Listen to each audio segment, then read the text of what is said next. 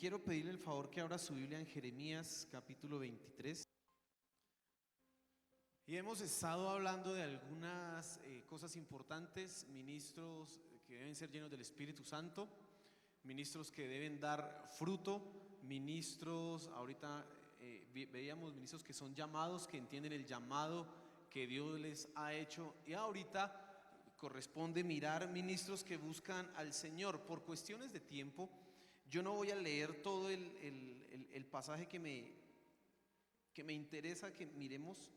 Solo voy a leer unos versículos, pero antes de leerlos quisiera que pensara en lo siguiente. Ayer yo escuchaba y mi papá decía algo importante en la reunión que teníamos con los pastores, y él decía que durante casi 40 años de ministerio que lleva, más o menos ahí la cosa, él reconocía que habían tiempos en que le había tocado esforzarse y sacrificar tiempo buscando a Dios.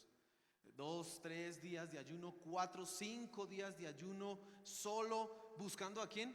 A Dios. Porque las cosas que hacemos nosotros en la iglesia no dependen de quién, de nosotros, dependen de Dios. Y uno puede cometer un error pensando definitivamente que la estrategia, que ese fruto que tenemos que buscar, como el arbolito que nos mostraban, o aquí en la imagen usted veía ese árbol lleno de fruto, solamente se logra con una excelente estrategia, solamente se alcanza si usted tiene un excelente plan. Y a veces como líderes nosotros cometemos ese error, estamos buscando la última cosa que se dé, estamos buscando la última estrategia, a ver cuál es la iglesia más grande para imitarla, estamos buscando dónde se encuentra lo novedoso, porque creemos que ahí está y ahí reside el secreto.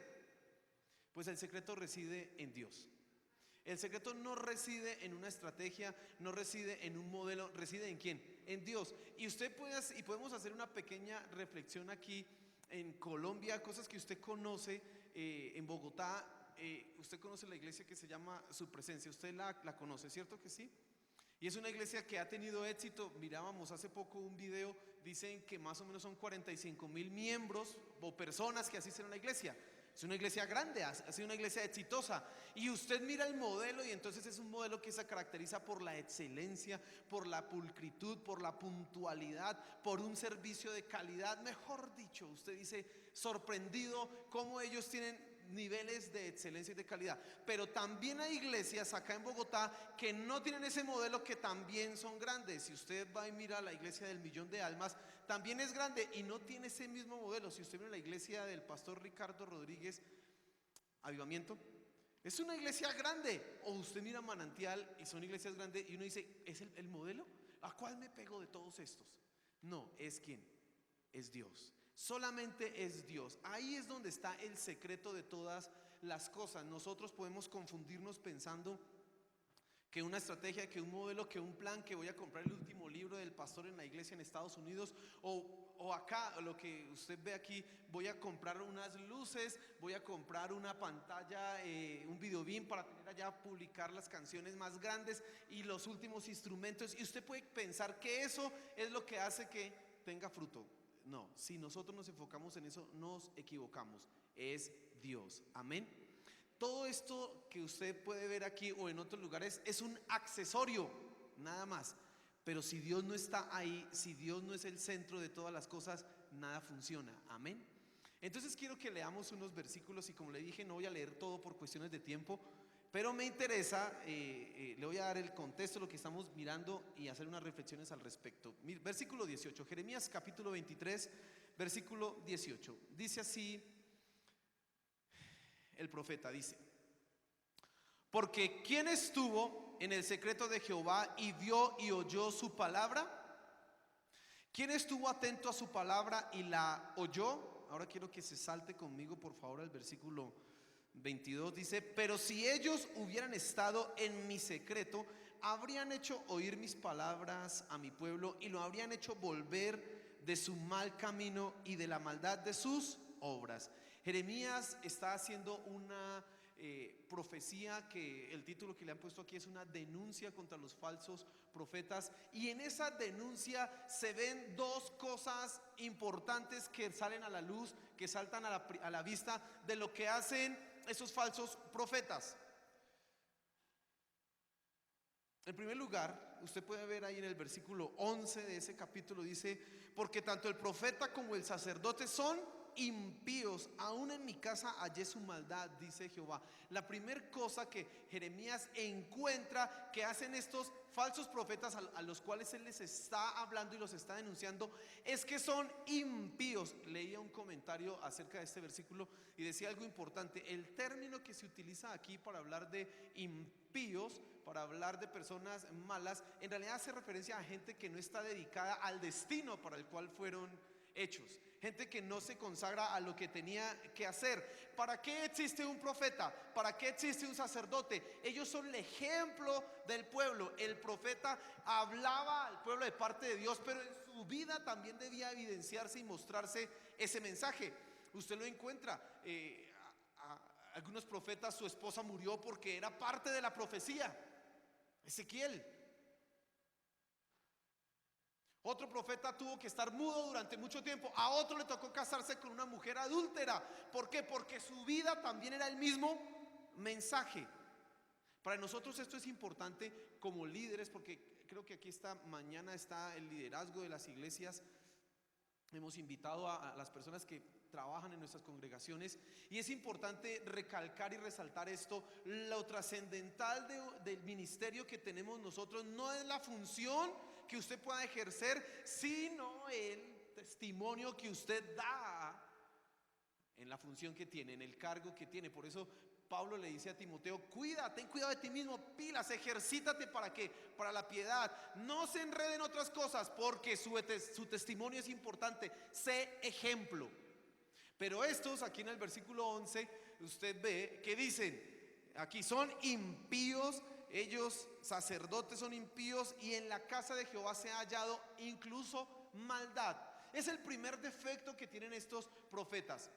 ¿Qué sucede en una iglesia cuando las personas son impías y están colocadas en los cargos o en las posiciones? Se genera hipocresía, se genera liviandad. La gente que está escuchando la predicación o que está viendo empieza a menospreciar, y como resultado la santidad, la consagración en la iglesia empieza a perderse. La primera cosa que usted tiene que reflexionar en este momento, aunque ese no es mi tema, pero es importante que usted lo tenga claro, es: oiga, yo soy lo que debo ser en el cargo en que estoy. No estoy hablando de que ejerza bien su función, no estoy hablando de eso. Estoy hablando, soy el cristiano que debo ser en el cargo en que estoy. Estoy cumpliendo con mi deber como cristiano que debo cumplir, y no voy a seguir en esto porque no, como le dije, ese no es mi tema. Simplemente estoy dándole el contexto de esos versículos que acabamos de leer. Y ese es el primer defecto. Y el segundo defecto que se encuentra está en el versículo 25.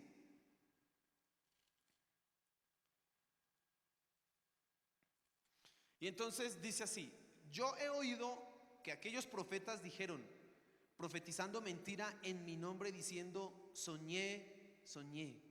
Y viene aquí: ¿hasta cuándo estará en el corazón de los profetas que profetizan mentira y que profetizan en el engaño de su corazón? ¿No piensan cómo hacen que mi pueblo se olvide de mi nombre con sus sueños, que cada uno cuenta a su compañero, al modo que sus padres se olvidaron de mi nombre por Baal? El segundo defecto era que ellos predicaban y decían cosas que Dios no les había mandado a decir. Entonces eran impíos, y además de impíos decían cosas que Dios no les había mandado a decir. Decían cosas producto de su corazón, hablaban sueños que se habían imaginado. Más adelante usted encuentra ahí el versículo 28, dice: el profeta que tuviera un sueño, cuente el sueño. Y está hablando de sueños, verdaderos sueños dados por Dios. Y aquel a quien fuere mi palabra, cuente mi palabra verdadera. Y aquí hace una pregunta: ¿qué tiene que ver la paja con el trigo? Y es que es muy sencillo. Dios está diciendo: ustedes no prediquen lo que quieren predicar, predique y hablen lo que dice la palabra, lo que yo les mandé a ustedes, no sus sueños, no sus anhelos, no sus visiones. Y entonces la pregunta: ¿qué tiene que ver la paja con el trigo? Más adelante se identifica la palabra de Dios con el fuego. Dice: no es mi palabra como fuego, dice Jehová, y como martillo que quebranta la piedra, porque los sueños y las vanidades son simplemente paja que el fuego finalmente consumirá. Y aquí hay unas reflexiones que tenemos que hacer en el en el trabajo ministerial. No importa en el cargo que usted tiene, pero más si es un pastor o un líder de un ministerio, usted debe tener cuidado con lo que está enseñando. Usted ha sido llamado a predicar la palabra de Dios, solamente eso, amén. No lo que usted crea, no lo que usted considera, no lo que usted se imagina que puede ser agradable. Hoy día es muy fácil nosotros caer en trampas humanistas o en trampas de psicología, no sé, por querer agradar a las personas que están en nuestras iglesias, y entonces no vamos a predicar, por ejemplo, que la persona, el cristiano, debe someterse a las autoridades, porque como hoy lo que está en boga es ir a hacer protesta política. Entonces, si usted como pastor lee Romanos 13 o lee Primera de Pedro capítulo 3 versículo 5, en donde tiene que hablar esas cosas, que respete a las autoridades, respete al rey, hónrelo. Eso no es popular hoy día, porque hoy día pareciera que uno le estuviera haciendo campaña política al presidente, y no es lo. Y la gente entonces no es agradable. No, es mejor predicar algo que esté como en boga, que llame a las personas. No, es lo que dice la palabra, lo que usted y yo hemos sido llamados a predicar. Y usted también tiene que pensar un momento en qué visión Dios le ha dado. ¿Qué es lo que usted ha recibido? Hemos hablado de fruto, etcétera, etcétera. ¿Qué es lo que usted está haciendo en la iglesia o en su ministerio y está llevando a las personas a que hagan, a que funcionen? ¿A qué los está llevando usted? Estos días, hablando en la iglesia acerca de Primera de Pedro, en el capítulo 3, entonces los versículos del 1 al 4 hablan de las funciones de un pastor, de lo que debe ser un pastor. Y lo enseñaba aquí en la iglesia y le decía a la congregación, este mensaje en realidad debería ser dado a los líderes y a los pastores, porque pues es para pastores. Pero a la iglesia también le corresponde una responsabilidad, sabiendo qué debe esperar de sus pastores, que debe ser una persona que no se enseñoree de ellos, una persona que muestre sabiduría, que muestre madurez. Ahora, ¿cómo yo voy a dejar de ser un impío? ¿Cómo yo voy a dejar de hablar lo que no debo hablar? Estando en el secreto de Dios. Ministros que buscan ¿a quién? Al Señor. ¿Por qué estas personas fallaban? Porque solamente cuando usted está en el secreto de Dios, solamente cuando usted va a la presencia de Dios, es cuando usted es confrontado con sus pecados más ocultos. ¿Me está escuchando? Hay cosas, mi querido hermano, que salen a la luz en la predicación. No sea envidioso, no sea no sé qué. Y usted, amén, sí Señor. Pero hay cosas más ocultas, profundas, que están en su corazón arraigadas, que solo salen a la luz cuando usted ha gastado tiempo en la presencia de Dios.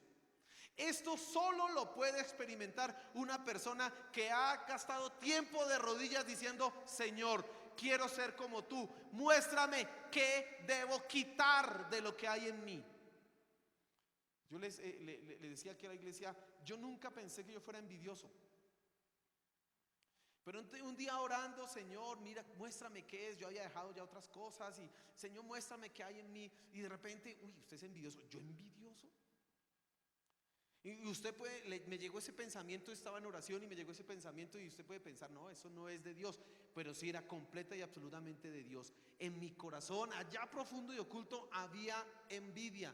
¿Sabe, hermano? A veces, y hablando de lo que decía el pastor del llamado, muchos son llamados por simple envidia, porque quieren destacar. Muchos están en un ministerio porque quieren sobresalir,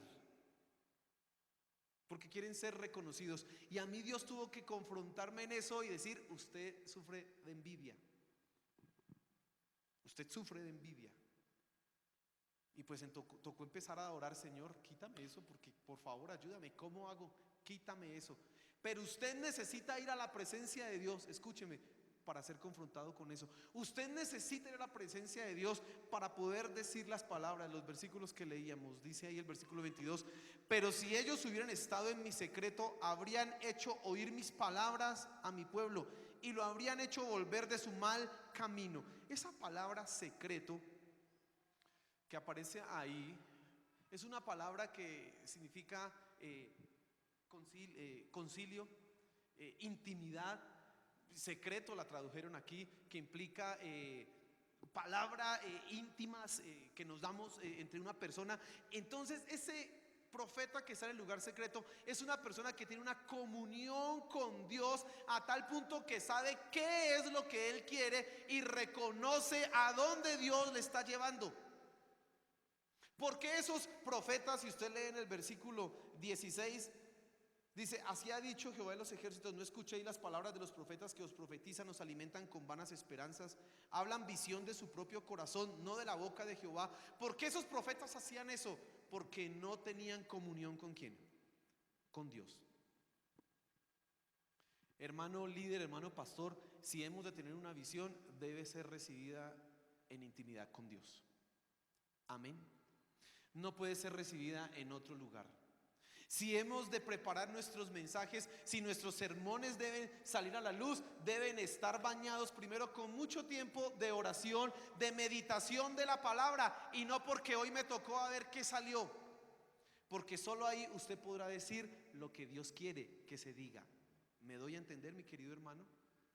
Líder, usted que está en un ministerio, usted que está procurando, no sé, que sea la iglesia infantil, que sea la alabanza, que sea lo que sea, que crezca, usted necesita tener intimidad con Dios, estar en el secreto con Dios. Y hay que buscarlo a Él. Hay que estar de rodillas, hay que conocer este libro, hay que conocer el material que es la palabra de Dios. ¿De dónde sale lo que usted dice? ¿De dónde salen las determinaciones y las decisiones que usted toma? ¿De dónde surgen? Desgraciadamente nosotros estamos tan rodeados y tan inmersos en una cultura que nos bombardea por todo lado, que a veces lo que decimos, las decisiones que tomamos, no surgen de un conocimiento íntimo de lo que Dios quiere hacer, sino de la cultura que nos rodea. Muchas determinaciones pastorales se toman no porque esto es lo que dice Dios que hagamos, sino porque parece que todos vamos para allá, donde la montonera, todos vamos a hacer esto.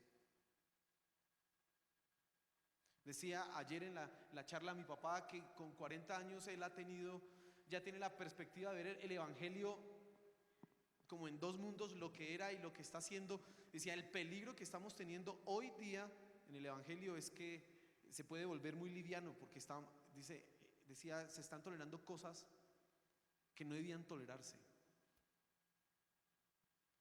Se están pasando por alto cosas que no debían pasarse por alto. El mensaje, la palabra, la predicación ahora se ha convertido en una cosa moralista, una ayuda psicológica para las personas, una ayuda motivacional en donde tú puedes, tú sí, amén, y no se está confrontando con el pecado. Y aquí el problema de ellos, mire el versículo 22, pero si hubieran estado en mi secreto, en intimidad conmigo, habrían hecho oír mis palabras a mi pueblo y lo habrían hecho volver de su mal camino y de la maldad de sus obras. Tenemos una responsabilidad, hermano. La responsabilidad, decían hace un momento en las enseñanzas, que un día tendremos que dar cuentas por el fruto, pero también tendremos que dar cuenta por lo que hemos hablado y hemos dicho en nombre de Dios. ¿Qué es lo correcto? ¿Qué es lo incorrecto? ¿Qué es lo bueno? ¿Qué juzgará Dios? También de eso se nos ha de pedir cuentas. ¿Y cómo usted puede tener la seguridad y la certeza en este mundo en el que estamos de qué es lo que debe decir? Usted necesita conocer la palabra de Dios y buscarlo a Él en intimidad. Amén. Hermano, solamente usted podrá tener el valor que necesita tener para denunciar el pecado si lo adquiere en la presencia de Dios. Amén. Porque habrá momentos en que lo que usted diga no será lo más popular, ni siquiera entre las personas de su iglesia. Recuerdo hace mucho tiempo asistía a alguien a la iglesia, y una muchacha, y se veía muy animada y todo bien, y pues aquí, hermano, nosotros decimos, pues como dice la palabra, el homosexualismo es un pecado y ya, no hay vuelta de hoja, es eso y punto. Y pues nosotros lo decíamos, y no como un tema de una predicación, sino pues normal, cosas que uno dice en la enseñanza. Y la muchacha dejó de venir a la iglesia, mi esposa le llamó y, oye, ¿por qué no volviste más a la iglesia? ¿Qué pasó? Dijo, es que yo no puedo entender que ustedes digan que aman a Dios, que ustedes digan que aman a las personas y sean tan radicales con esto del homosexualismo. Yo no puedo entender que ustedes sean tan fuertes con eso y el pastor dice eso allá en el púlpito, y no puedo entender porque si yo tengo amigos y que son buena gente y no sé qué. Inclusive algunos mensajes y algunas enseñanzas que usted dé no serán populares, pero usted solamente tendrá valor para hacer eso cuando ha estado en la presencia de Dios. Si no, usted podrá ser víctima de agradar a la iglesia, de agradar al liderazgo, de agradar a las otras personas, y no al único que debe agradar, que es a quién, a Dios. ¿Cómo adquiere usted ese valor? En el lugar secreto. ¿Cuánto tiempo está orando, hermano? ¿Cómo está su vida devocional? Es fácil nosotros en la iglesia acostumbrarnos a una función, y las iglesias modernas han desarrollado ya funciones, así que ya es muy normal a unas iglesias pequeñas o súper grandes que las personas tengan determinada una hoja de funciones para tal ministerio. Entonces usted debe hacer eso, usted debe hacer esto, usted debe hacer esto, y las personas llegan y cumplen esa hoja de función a cabalidad, pero a veces en su corazón simplemente hay un vacío espiritual. ¿Por qué a veces nuestras alabanzas, por qué a veces nuestras mismas predicaciones, por qué lo que se hace con los niños no tiene el impacto que debe tener en el corazón de las personas? Porque falta el toque secreto. Y el toque secreto no es su talento, no es su preparación, es ¿quién? Es Dios, hermano. ¿Y cómo se logra eso? ¿Cómo se adquiere eso? Buscándole. Por eso un ministro que está encendido, que es una llama, debe buscar a Dios, insistir en esto. Y alguien decía que el ministerio cuesta. Sí, también cuesta. Cuesta dormir menos porque toca levantarse a orar. Y es rico dormir. ¿Quién puede negar eso? Pero cuesta el ministerio. Entonces hay que sacrificar tiempo. Y hay algunos que sacrifican ese tiempo para ver una película o para ponerse a estudiar, pero no para levantarse a orar, pero no para levantarse a buscar a Dios. Algunos fácilmente sacrifican su tiempo de lectura en la palabra de Dios por otras cosas. Es que tengo que estudiar en la universidad, es que estoy tan ocupado con mis responsabilidades. ¿Y por qué no piensa primero lo primero? Primero es Dios, y el tiempo que me quede haré esa tarea.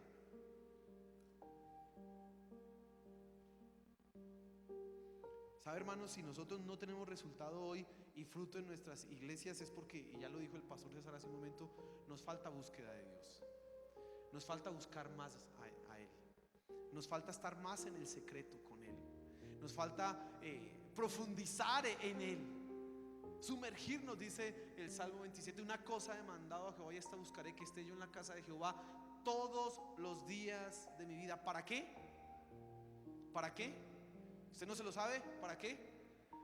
Para contemplarle, para verle en la hermosura. Ese es una persona que está en el secreto, una persona que permanece, que dice: mejor un día entre tus atrios que 1000 fuera de ellos. Prefiero estar ahí un día que 1000 por fuera. ¿Cómo está su pasión por Dios? ¿Cómo está su búsqueda de Dios, hermano? ¿Cómo está su conocimiento de la palabra de Dios? ¿Qué es lo que usted habla?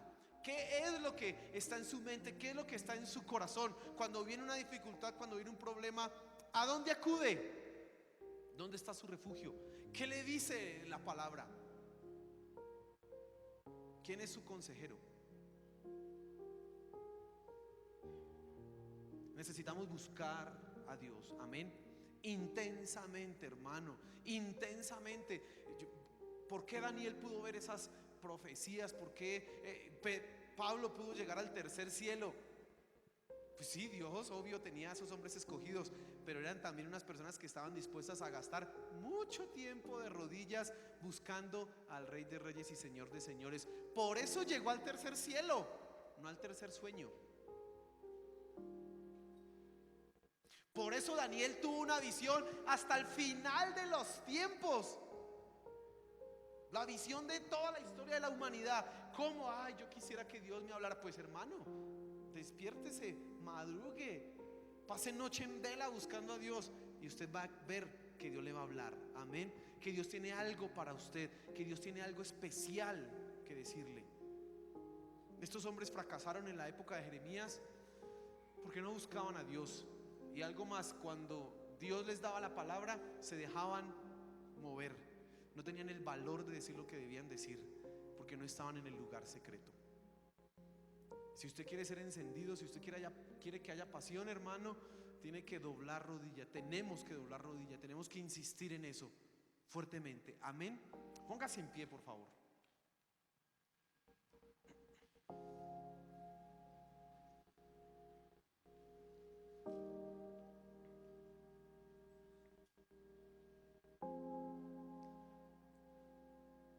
Y eso es una cosa que quiero que usted tenga, porque es muy práctica. Hay que buscar a Dios. Así que todo dependerá de cómo yo busque a Dios.